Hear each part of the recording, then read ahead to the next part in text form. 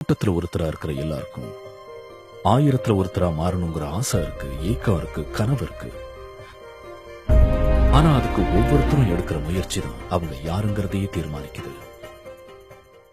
வறுமை காரணமாக படிக்கும் போதே தினமும் ரயிலில் பத்திரிகை விற்பனை செய்த கலாமின் பெயரை தாங்கி வராத பத்திரிகைகளே இந்தியாவில் இல்லை என்று சொல்லலாம். இஸ்லாமிய குடும்பத்தில் பிறந்த கலாம் அசைவம் சாப்பிட அதிகம் செலவாகும் என்பதால் சைவ உணவிற்கு மாறும் அளவு வறுமையின் பிடியில் உழன்றவர். எங்கேயும் நம்பிக்கையை இழந்து விடவில்லை. நம்பிக்கையும் முயற்சியுமே அவரின் அக்கினி சிறகுகள். அவையே இந்தியாவின் பெருமிதமாக வானில் சீறி பாய்ந்த ஏவுகணைகளுக்கு எரிபொருள். I will work